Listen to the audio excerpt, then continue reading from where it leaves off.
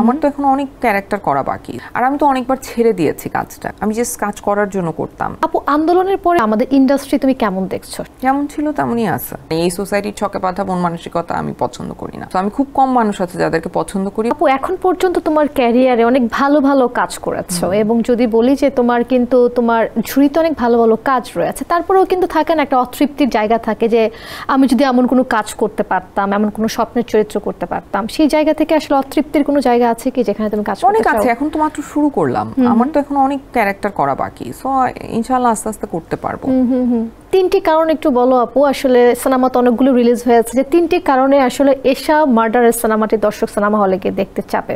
এটা একটা নারী প্রধান গল্প, এটা স্ক্রিন প্লে খুবই ভালো, আর এখানে সবগুলো ক্যারেক্টার ভীষণ ভালোভাবে অভিনয় করেছে।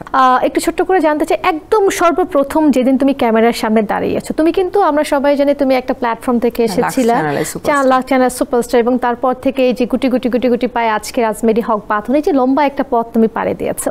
বর্তমান সময়ে কিন্তু অনেকেই আসছে, বিভিন্ন প্ল্যাটফর্ম থেকেও আসছে, কয়েকটা কাজ করছে, তারপর হারিয়ে যাচ্ছে। তুমি কিন্তু এখনো সাস্টেইন করছো ইন্ডাস্ট্রিতে। যারা সাস্টেইন করতে চায় তাদের ক্ষেত্রে তোমার টিপস কি আছে? লেগে থাকার একটা ব্যাপার আছে, আর সাথে কাজটাকে ভালোবাসতে হবে, রেসপেক্ট করতে হবে। আর আমি তো অনেকবার ছেড়ে দিয়েছি কাজটা, কারণ আমি ভালোবাসতাম না, আমি এই জায়গাটাকে ভালোবাসতাম না, আমি শ্রদ্ধা করতাম না, আমি জাস্ট কাজ করার জন্য করতাম। তো আমি রেহানার পর থেকে বেসিক্যালি আমার অভিনয়কে ভালোবাসা শুরু করেছি, আমার নিজেকে ভালোবাসা শুরু করেছি।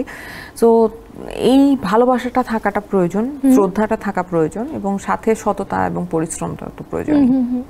আপু, আন্দোলনের পরে কিন্তু আমাদের দেশের বেশ একটা পরিবর্তন এসেছে। এই মুহূর্তে যদি বলি আমাদের ইন্ডাস্ট্রি তুমি কেমন দেখছো? সব কাজগুলো যেমন ছিল তেমনই আছে।